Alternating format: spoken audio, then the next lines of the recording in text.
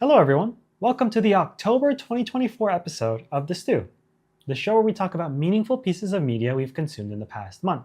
For those new to the show, we take a look at various movies, TV shows, games, books, all of the above, and I go ahead and I just talk about what they really meant to me.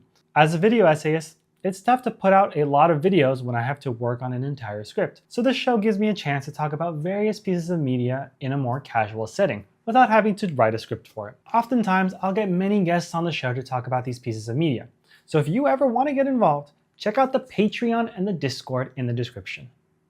Without further ado, let's go ahead and talk about our first piece of media for the month. The first piece of media that I want to talk about is The Wild Robot, DreamWorks' latest movie based on the novel by Peter Brown. Now, the movie was extremely heartwarming, and it meant a lot.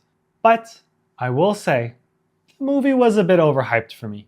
Don't get me wrong. I loved the movie. I will say, though, that there are certain aspects of the movie that I loved and certain aspects where the things that I loved about the movie were kind of disregarded and put on the sideline. In the movie, we follow the story of Roz, a helping robot that gets stranded in the wilderness. Roz's main purpose is to help its owner with tasks. The only issue is Roz isn't around other people. She's lost in the wilderness, to which eventually she gains the task of taking care of a bird, a duck named Brightbill. Is it a goose?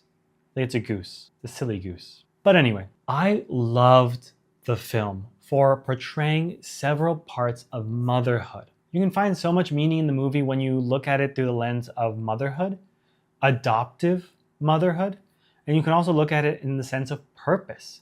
Because oftentimes when we look towards women as mothers, their purpose solely becomes taking care of their child.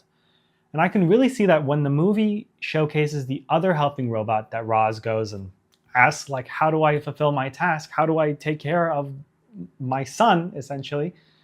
It's such a heartwarming moment because Roz's purpose is now fully involved with just taking care of their child. And Roz looked at the images of life beyond, or like the place where Roz was from, and I get this sense of like longing for a future where it just didn't work out. Like, unfortunately, Roz was given this purpose to take care of a child. And honestly, I loved that part of the movie. The first half of the movie, right before the moment where Brightbill flies off for the migration pattern, was so heartwarming. I was loving it. I felt extremely moved at times when discussing and seeing that sort of lens of motherhood. And there are moments at the end too where all I can really think about is that Roz was so self-sacrificing for her son.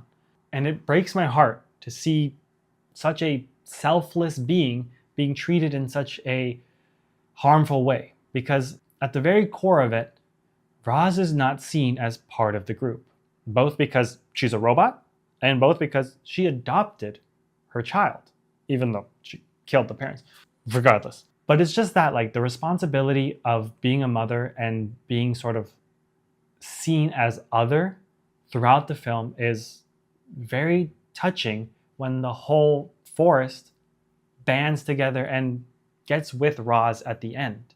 And they all become sort of a larger, close-knit family. The reason why I say the movie was overhyped for me is that in terms of the emotional impact, I think the movie, since it was a children's movie, went extremely fast, and it didn't linger on the parts that could have been really impactful for me. For example, when Brightbill gets mad at Roz, Brightbill's anger kind of dissipates really quickly when Roz starts helping him learn to fly. And although they don't say "I love you" to each other, which, it's heartbreaking, it goes by so quickly, and it doesn't feel like the anger was fully justified. I mean, Roz killed his parents, these are very serious matters that the Wild Robot brushes along so quickly. And when the second half of the movie, where they introduce the villain of that sort of squid shape and all the robots and the fighting and everything that happens, it's such a emotionally impactful moment because Roz takes a stand to protect her new home. And then at the end, she's like, actually, I'm going to go back. Peace, because they'll keep coming. And I can understand and I sympathize with what happened in the movie. But it goes so fast. It goes so fast. The emotional buildup towards it and the emotions portrayed throughout go so quickly that obviously I haven't read the book. I'm sure the book extends these sort of periods for longer. But the movie felt extremely shortened with what it was trying to portray. And at the core of it, that story of motherhood, I wished it dived into it more. I wished that it would showcase such a nurturing and caring and self-sacrificing being more. And by more, I mean put them more in the spotlight and more in the issues that come with self-sacrificing. At the heart of all of it, Roz self-sacrifices her life throughout, and I think that's so telling about the story of motherhood. But it goes on, and they thank her for it, and it just keeps going. It goes by really quickly. So again, it's not the greatest criticism when you want more from a movie, but I wanted more from The Wild Robot, and I wanted so much more with regarding motherhood as this self-sacrificing endeavor. Because at the end of it, like, there is so much that our parents do for us that are so self-sacrificing. And not every parent is a saint, I will say that. But when you portray Roz as a character who sacrifices both her purpose and both parts of herself in order to take care of her son, it fills you with such an emotion that I really wish that they lingered on. Because the grief and trauma that a lot of these moments have are dismissed really quickly. Like, for example, the old bird that dies and Bright Bill is able to take care of the whole flock by flying them back. But the fox is like, oh, where's the old bird? And it's like, oh, he died. And the fox is like, oh, man. Well, Roz is over there. And then they just completely move past the grief of losing an elder by sacrifice. And it's like, what? It's a children's movie. And I'm getting flustered because it's not enough, but it's a children's movie. And I think the same thing with Inside Out too. These topics are really big, and I don't think children are dumb. I think children understand so much more than we give them credit for. So let's introduce these topics and let's show them that it's not always perfect. That's what I gotta say about the movie. I mean, ultimately, it was a fantastic movie. I know that they're gonna make a sequel. There's a trilogy of books, and by far, I don't know what to expect. Haven't read them. But if they can linger a little bit more on the things that matter with those upcoming movies, oh, it's top tier DreamWorks trilogy. The next thing I want to talk to you all about today is a show called How I Met Your Mother. Previously, both my wife and I watched it like 6 years ago, and we recently rewatched it just this year. When we rewatched it, I got a bunch of ideas for a video essay that I did put out. And if you want to go check out my video on it, go check out the card thing. Is it here? Or is it there? I think it's there. Go check out that thing and watch that video and let me know what you think about it. But what the show is about is a story of the main character, Ted Mosby, recounting over 9 seasons how he meets his wife, an eventual mother of his children. It's a very, very touching show.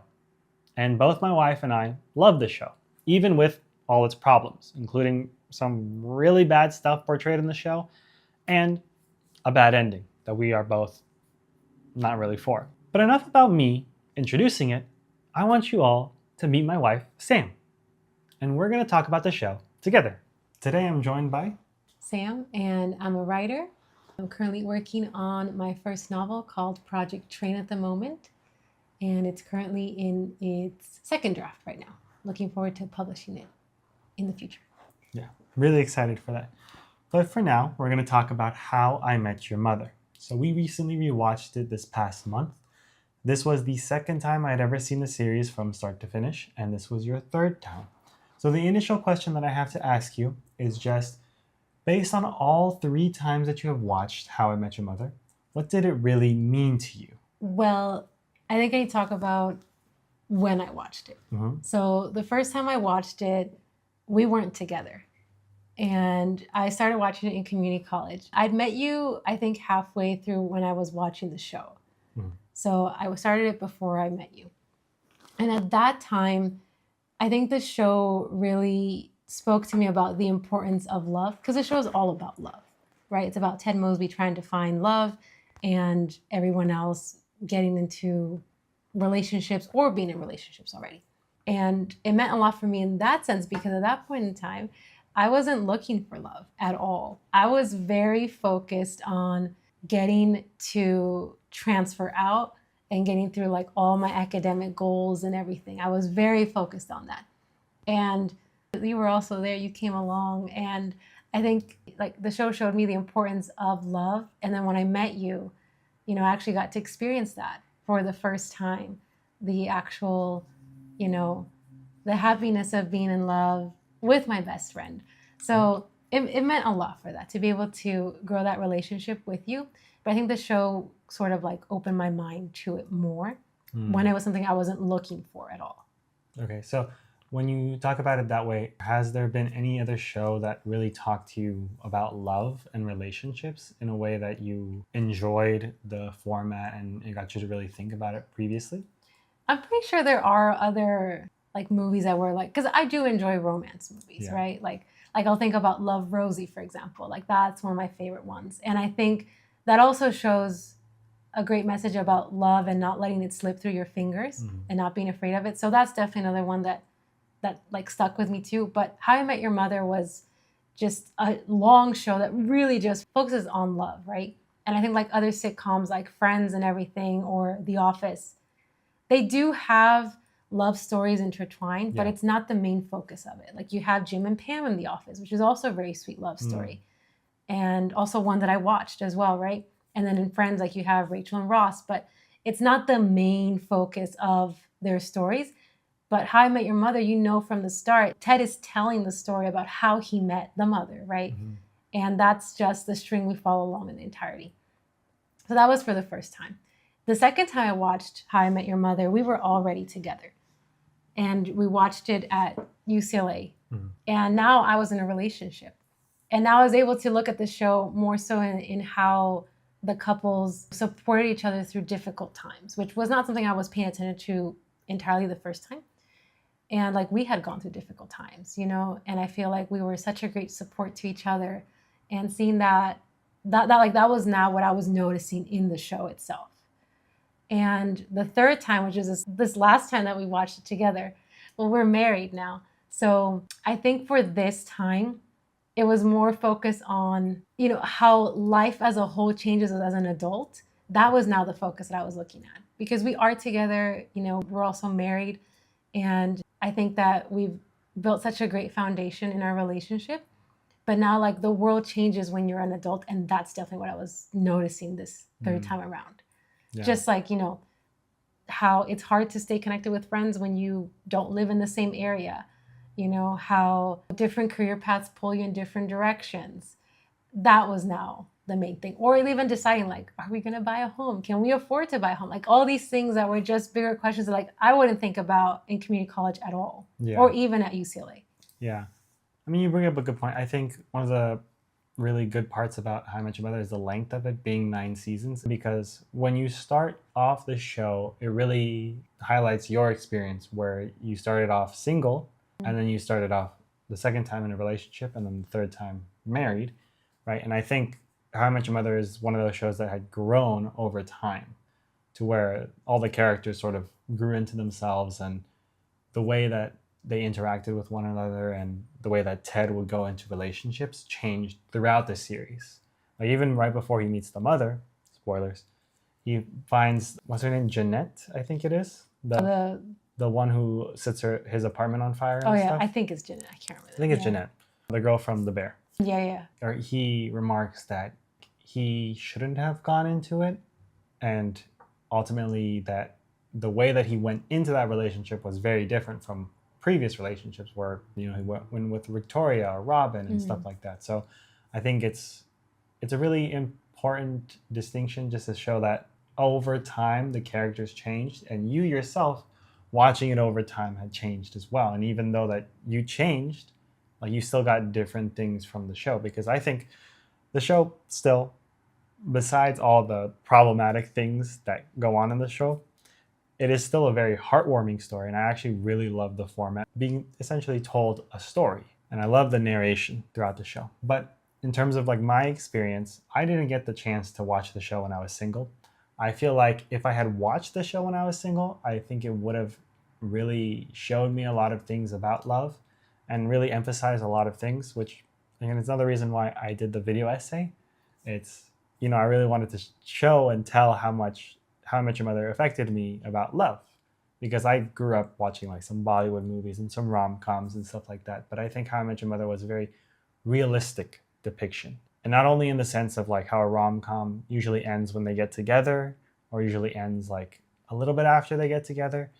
This one happened where they were together for so long, and then you saw the breakup, and then you saw another relationship, and then you saw the breakup. And there's so many pitfalls where you're like, oh, I can see this, I can see that, I can see this. And so when I watched it the first time, when we were together in UCLA, it just really highlighted a lot of things that resonated with me, especially because, for example, Marshall's dad passing away. My dad had passed 2 years prior to watching the show, and I had a very positive relationship with my father. So when seeing Marshall break down after his father passing, I felt so seen in that way too, because like the way he expresses his emotions was some emotions that I had felt. And then when Ted expressed certain emotions about love and finding the one, it was like, oh, wow, like these are emotions that I had felt, especially with finding the one.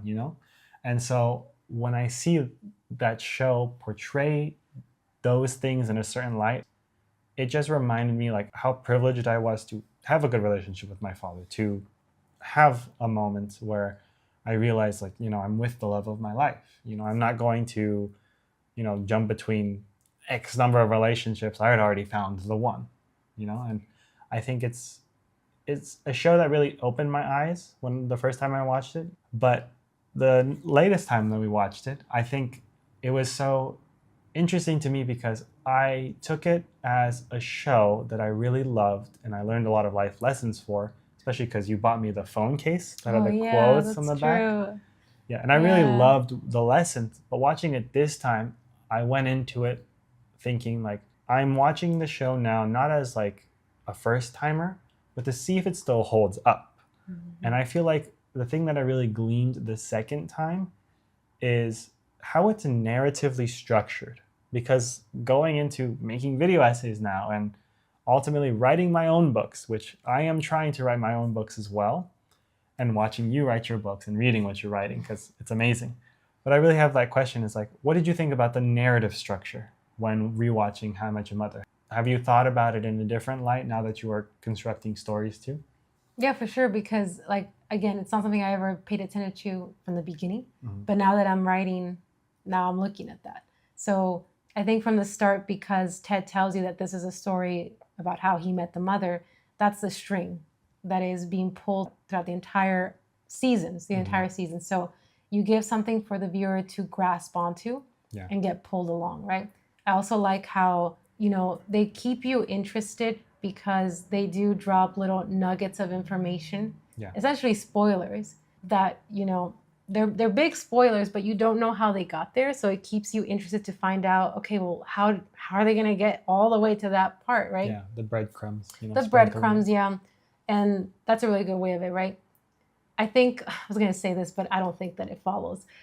I think all American television has this mistake where like they have the characters behave in ways that don't make sense to the character.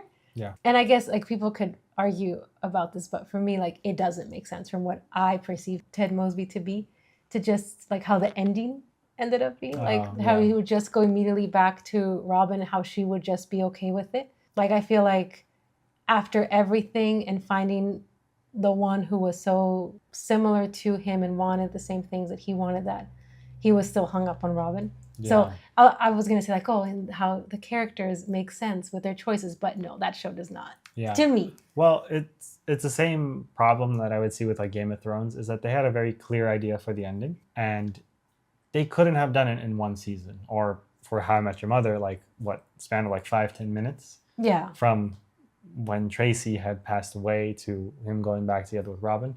If they had like another season or two in between to show you like this is life with like Tracy and like just move throughout that timeline and then show like, oh, this is the period after. No, I just don't like that. And and then could have been like I've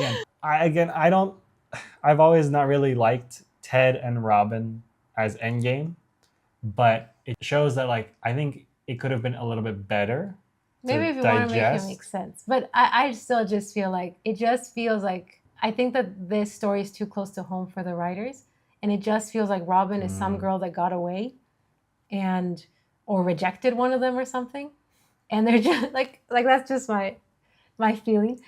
And like they're just really trying hard to make Ted and Robin end up together and Robin be this person who, because like there's near the end, there's like a little Halloween scene where Ted and Tracy are together already. And Tracy is like pregnant. And Robin's like, oh my God, maybe that was the guy I was supposed to marry and like have his kid. And I'm like, okay, I guess. Like it seems like such a huge character jump for her, for someone who has never expressed wanting children. Yeah, and there was a deleted scene too with Ted and Robin in this like cafe, which I think it would have been great to include in the show. Where I don't really remember it that much because I watched it a long time ago. I don't rewatch it. Robin would be like, Ted, like, are you like really happy in your relationship? And Ted would be like, yeah, I am. Like, she's amazing. And it's like, oh, like that's so sweet. And he's telling this Robin, the one that he wanted, that no, he's happy now and she is the one, right? Something that Robin never was. And then all of a sudden they just go back to being Robin's the one, right? And then Robin and Barney broke up and all that stuff. So I do think that the amount of growth that happens in the show was great. And then at the very last moments, they were like, psych, we're going to go right back to where we were, and then it's going to be lackluster. And I really think that How I Met Your Mother was a show that could have really stood the test of time, again, without the problematic stuff. But in the way that I see Friends and like The Office, How I Met Your Mother is not sort of talked about in the zeitgeist as much. And I think one of the problems is because it ended really poorly. I think if it had ended much better and received well by fans, I think it would have been a show that we still talk about as much as Friends or The Office. So now, like, closing it off, this is what our experience has been with How I Met Your Mother. Would you recommend this show in today's age to people who are thinking about, life and love and all these things? Like, would you recommend this show still to people? It depends, because I feel like it depends on the person and their perception, because they could take the wrong message from it too. I think all the characters are very flawed, right? Like as they're supposed to be, right? Because they're people. It's characters. It's drama. And like Barney's atrocious, and you wouldn't have a show if they didn't have flaws and conflict and stuff. Yeah, but I feel like it would depend on the person watching it and what they would get from it, because they could learn. You could learn anything.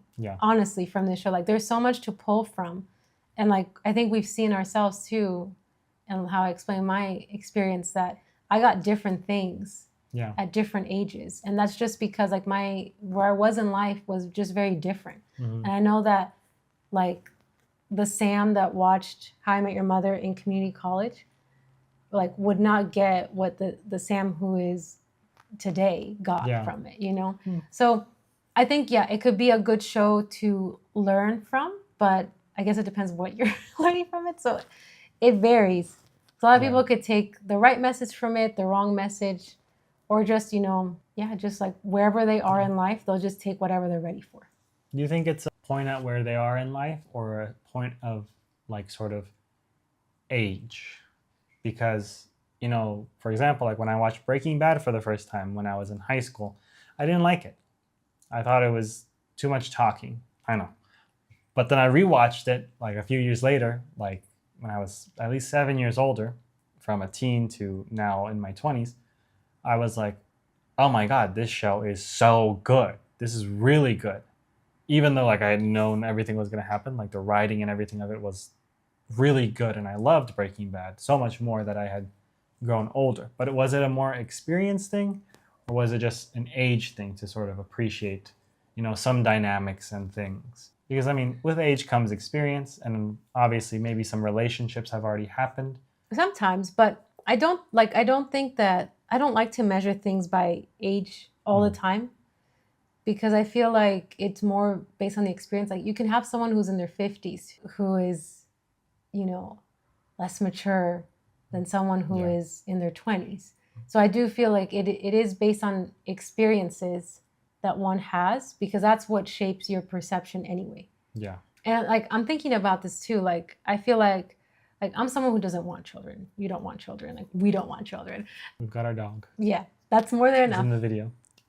But I'm thinking now, like if we were people who wanted to have children, I'm sure that, and we rewatched How I Met Your Mother, we would look at it and be like, hey, how would we share who we were to our children? I think we would think about it through that lens now, and that would be something else that we think about. We're like, hey, like, do we want to share this with our kids? And what would we share? And would we try to paint ourselves in like a better light with certain choices that we made Yeah. or not? Like it would be that, like, and that's something like I haven't thought at all. Oh. But I think that if I had that experience, like then that's how I view it. So I don't think it's based on age. It's definitely based on experience. That's a really good question. Now I'm thinking like, how do I want to portray myself? Because I think I'm already doing that with the way I create videos and the way that I interact online. I think I'm trying to create a sort of person that I'm proud of. I think we should all strive to do that and make ourselves proud, or make our future selves proud. But yeah, that brings up a really good point. I never really considered that. That's great food for thought. And you know what's also great food for thought? Your videos on your YouTube channel. Oh, on my YouTube channel, yes. Yes. So do you want to share anything about your YouTube channel that you've started to do? Because I've got to be honest, I did take a lot of inspiration. And now, like a lot of inspiration, she inspired me to do this monthly series. Because the first video she ever did, she talked very casually about things that meant a lot to her. And that inspired me a lot. And I really just was like, oh my God. That's true. Wow. Like there were so many things that I want to talk about, but spending the time to write a video essay, and I'm a little bit of a perfectionist in the sense that it has to mean something. I can't just write, a random review. I'm not doing reviews. I'm trying to portray myself in a certain way and trying to be very thoughtful with the media that I consume and the media that I talk about. But writing video essays take a long time, and seeing her just casually talk about it and sort of engrossing me, just watching her videos and loving what she talks about and everything that she does, it really just started this whole project of just talking about meaningful media, because I don't get enough time to talk about these things in this sort of digital format. So back to your channel. What would you like to share about your channel? Are you excited for anything? Is there anything that, for someone who's never seen your videos, what should they know about it? Yeah, so my channel is something that I thought about doing for a long time. But honestly, like putting myself out there is scary. So I've debated with this a lot. And I've decided to do it very casually, just for fun. And it is going to follow more so my journey as a writer. And I am doing monthly recaps of what art means a lot to me. And that's different types of art, so different forms of it. So it is books, it's music, it's movies, it's anything that means anything to me. And that even includes any quote that I read. So that's what it's based on. I also share a lot of writing tips and lessons I've learned on my own. So if you're interested in that, definitely check it out. And I'll continue to post more information about my novel as I work on it more, and any other writing projects that I have coming along. Yeah, and you should definitely check out our channel, check out our videos, because you're going to get monthly videos on this channel and video essays. And then on her channel, but don't say when, because it takes time. You're going to get some videos that you can watch, and then you'll be able to watch more and more content. And these are all sort of our brainchilds. And so this is, the sort of mark we're leaving. So that's pretty much it. Thank you so much for being on the episode with me. Yeah, thank you for inviting me. I hope you all enjoyed watching this segment with my wife and I talking about How I Met Your Mother. If you want to go check out her channel, that'll be linked in the description. The next thing I want to talk to you all about today is a movie called Speak No Evil. So this is a recent 2024 film starring James McAvoy. Now it's a remake of a 2-year-old Danish film by the same name. Now, this movie has a lot of controversy surrounding it.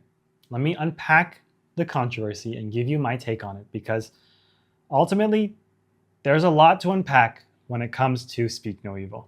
So first off, let me give you the synopsis. Speak No Evil, the 2024 film, follows an American family who live in the UK and they're traveling to Italy. On their trip to Italy, they meet another family that they hit it off with.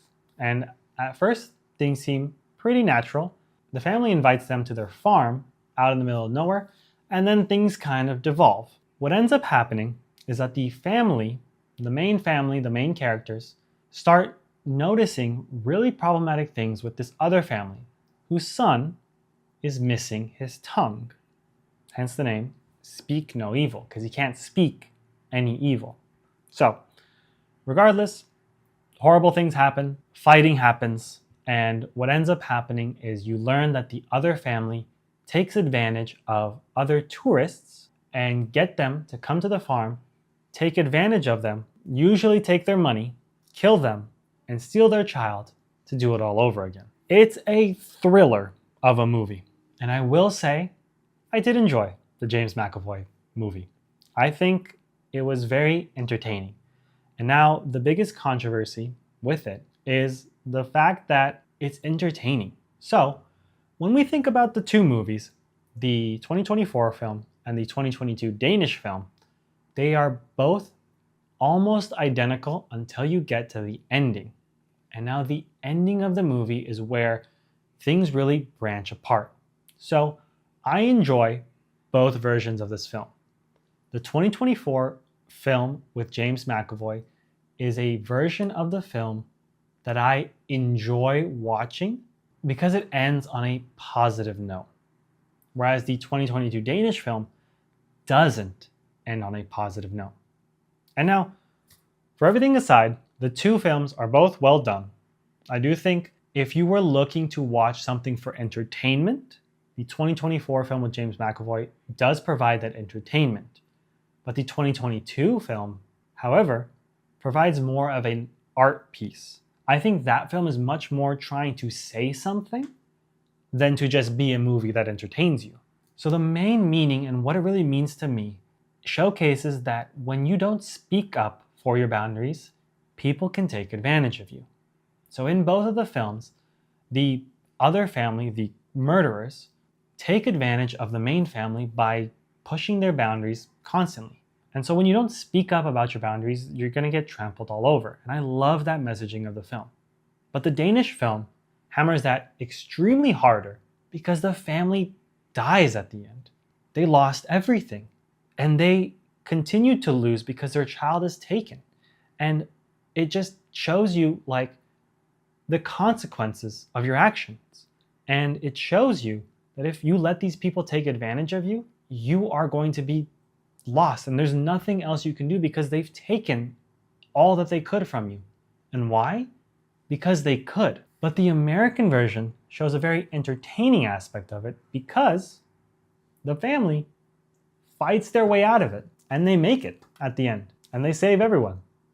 And call it American hubris or whatever you want to talk about, but they just say, hey, no matter whatever happens, you can fight to get out of it. Whereas the Danish film says, if something this severe happens, there's no fighting to get out of it.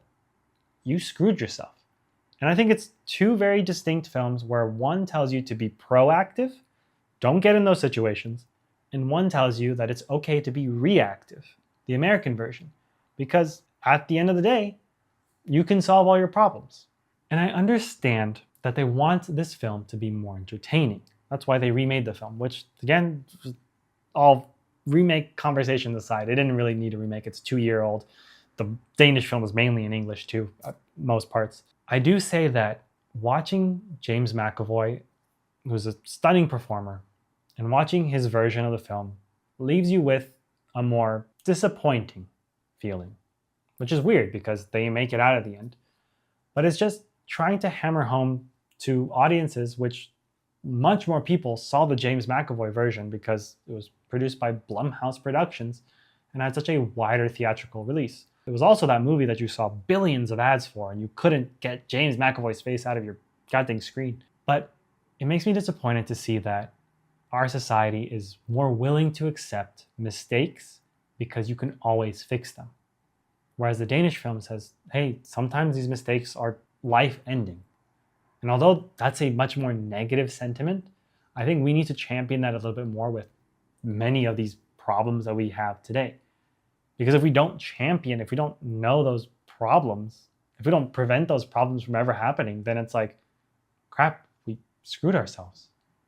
So that's pretty much what those films meant to me. I do think always try to be more proactive than reactive, because you don't want to have to clean up after your messes. And sometimes you can't, and you'll lose everything. The next thing I want to talk about is an anime film by the name of The Tunnel to Summer, The Exit of Goodbyes. What a title. Man, this film was a great film, but I had several problems with it, including the age gap by the end of it. But let me just give you the synopsis. So the film follows a traumatized boy and a transfer student from Tokyo who stumble upon a time-bending tunnel that may grant them their every wish. So the two main characters both want to enter this time-bending tunnel in order to change their lives. One wants to be a manga artist, which I loved that aspect of the film actually. As a creator myself, I saw a lot of moments where I was like, oh, it makes me feel very seen to see her wanting to create. But the other, the main boy of the series, is traumatized by his sister's passing. I don't have a lot to say about this film, but one thing that I did really love about it is what it meant to me. And what it really meant to me was that it showed that if you hold on to your grief, just like the main character who held on to the death of his sister, when you hold on to that grief and you just don't let it go, your life passes you by. Time will just continue to move on, and you will be left not experiencing all the love and happiness that the world has to offer. And instead, you'll be stuck just holding it and holding it until time just escapes you. And I think that's the real metaphor for the entire movie. When they enter the tunnel, they want certain things, and the main character wants his sister back to fix his entire family and to fix the grief that he feels. But all he's doing is just harboring that grief. And as he continues to harbor it, life passes him by as years and years pass in a matter of seconds for him. And the way that it works out is he realizes that the transfer student, the manga artist, is the one that he loves. And he wants to be with her. But he was so focused on holding on to his grief that life passed him by. And he does make it out of the tunnel. And they do get together. And there's like a significant age gap now. Now he's like 16 and now she's 28, even though they were the same age at the start. So it gets a little weird. And it's also weird that the manga artist also held on to her grief of losing him, because for her success and her riches that she earned as a manga artist, she also harbors that trauma, and life passes her by, so she's only focused on work. And both of them are able to live their lives once they let go of that grief and move on to something more positive, something more loving, and something that has a future. So that's the movie. I do recommend it. I think the animation was really nice for that movie. And the last thing that I want to talk to you all about this month is the book East of Eden, right here. Now this is a very good book for all its outdatedness and problems that it has. And the size of this is huge. It's 500, 600 pages. It was a long read. This took me a while. I thought it was written very well. And there are several lines that spoke a lot to me. It says, set in the rich farmland of California's Salinas Valley, this sprawling and often brutal novel follows the intertwined destinies of two families, the Trasks and the Hamiltons, whose generations helplessly reenact the fall of Adam and Eve and the poisonous rivalry of Cain and Abel. That's what the book is about. I had no idea that that was what the book was about, but it is written very well. And it meant a lot to me. So throughout the book, it is basically As the book says, it is the only story that you can ever tell. It's the battle between good and evil. And I really loved this book because I feel that when it talks about the battle between good and evil, it not only talks about society and the way that good versus evil happens around us, but how good versus evil happens within us. And I think this book would have been really telling and really inspiring and would have changed my life when I was younger. Because the way I felt growing up, especially growing up from a Muslim family in America, following 9/11 and everything, I always felt that I was the bad guy, even though I was just a child and I didn't do anything wrong. But I'd always felt growing up that I wasn't the one who was supposed to be the hero. I know I wasn't a villain, but I would never be seen as the hero. And I stuck to that idea. And I think throughout my entire life, I always thought that people would view me as just an awful person. And coming from where I am, they would not understand me. And I think what the book reinforces is that being good or evil is a choice. So the way that it describes the sort of battle between good and evil within us is how it interprets the biblical verses in the Bible. So it writes, the American Standard Translation orders men to triumph over sin. And you can call sin ignorance. The King James's translation makes a promise in thou shalt, meaning that men will surely triumph over sin. But the Hebrew word, the word timshel, thou mayest, that gives us a choice. It might be the most important word in the world. That says the way is open. That throws it right back on a man. For thou mayest, it is also true that thou mayest not. And it continues. Now there are many millions in their sects and churches who feel the order, do thou, and throw their weight into obedience. And there are millions more who feel predestination in thou shalt. Nothing they may do can interfere with what will be. But thou mayest, why, that makes a man great. That gives him stature with the gods. For in his weakness and his filth and his murder of his brother, he has still the great choice. He can choose his course and fight it through and win. And that is the biblical interpretations of phrasing in the story of Cain and Abel. And I feel like that resonated with me a lot because, again, growing up, I felt like I was always labeled to be bad. And if I had read this story about good and evil, I would have known that being good and being evil is not something that you're predestined to. I think it is a choice, and it's a choice that we make every single day. And I love how it reflects that in the book. And the whole concept of what is portrayed in this book, again, I think very well written book. Plot-wise, there are moments that are much better than others. And there are moments that skip entirely over parts that might have been really good to read. And the way I talk about The Wild Robot, if that part is going too fast, this book was lightning speed with some moments. Like there were moments where it's like, oh, this character is sick. And the next line literally was, hey, after their funeral, this is what happened. You're like, oh my God, they were just starting to get sick. Now they're dead? And they're not even dead. They had the funeral. But regardless, I loved this book and what it really meant in terms of good and evil. I really think about that quote from Skyrim by Parthenox. What is better, to be born good or to overcome your evil nature through great effort? And that's Parthenox, voiced by Charles Martinet from Skyrim, who's Mario. And if you like my Wario video, thank you.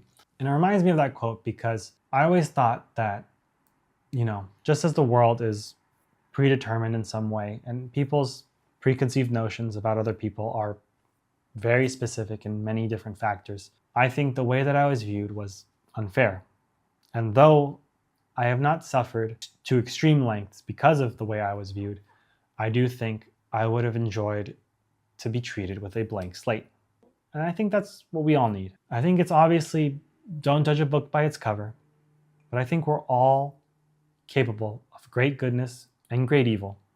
And I think if we allow ourselves to choose that path towards good, I think that's the biggest choice, the strongest power that we have with our lives. And I really liked that in the book. I think that was one of the best things about the book. Again, extremely long book. But accompanying that, I loved the writing. Just like how I read you that little section, I loved John Steinbeck's writing, especially when he talked about more self-help quotes, which, let me read it to you. And this quote comes, "And it never failed that during the dry years that people forgot about the rich years, and during the wet years they lost all memory of the dry years.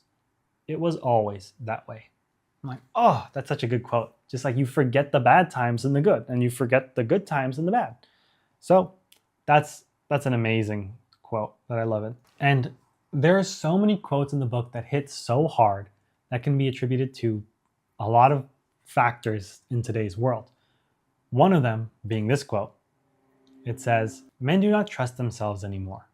And when that happens, there is nothing left except perhaps to find some strong, sure man, even though he may be wrong, and to dangle from his coattails." And I'm like, that is such a freaking good quote. That is so relevant in today's world as well. I think one of the feelings that I also got from the book was a sense of nostalgia, especially from California and having been to the Salinas Valley. It's such a weird feeling to read about this sort of historical book about a families in the Salinas Valley, and how he describes the world and how he describes how people act, how people feel, and how men who are unsure of themselves gravitate towards other men who are sure of themselves. I think all those things are so nostalgic because it's telling me of a world that it's not fantasy. It is just a few years ago and continues to happen to this day. And I think that's one of the best feelings I got from the book. It was like, oh, wow, this is revelatory, because it not only deals with, the overall plot, but it's telling me like sort of this self-help information as well. So all in all, I think there's so much good that came from this book. And I think I do like his writing a lot. It does inspire me to write my own book, which I would love to. And hopefully by the end of this year, I would like to finish a first draft. Stay tuned. And obviously, if you are not interested in sort of a biblical story, it's not like, for me, I don't really know many of the biblical stories other than like Cain and Abel and the story like Genesis and all that stuff. But I just know of them. I don't know the intricacies of it. And I think East of Eden as a novel is very accessible for readers. You don't have to know anything going into it. And a lot of things will disturb you. A lot of things with Kathy will be shocking. So I do recommend you read it. But yeah, there's a lot to find in this book. And I think that's the mark of a great book. And I think that's something I strive for in all my videos. I want to make something good and to allow people to find something within it. So there you have it. That's all of the media that I consumed in the past month of October. Again, some of those I started before October, but I was able to finish it, like this book, in October. And if you have any questions, comments, or other thoughts that you'd like to share about all the pieces of media or upcoming pieces of media, feel free to comment them down below or check me out on the Patreon, Discord, or anywhere else you find me. Thank you all so much for watching. And I know it's been a crazy week for me because my Mario video that I had just put up has blown up in a tremendous way. And that is so humbling. I am reading so many comments about that video and it's bringing me to tears. And I really, really appreciate it. And it makes me very happy to continue to make all these different videos and and to talk about a lot of meaning, because I think finding meaning in a meaningless world is one of the best things that we can do for ourselves. So thank you all so much for watching, and thank you for so much support. I really appreciate it, and I will see you all in the next video.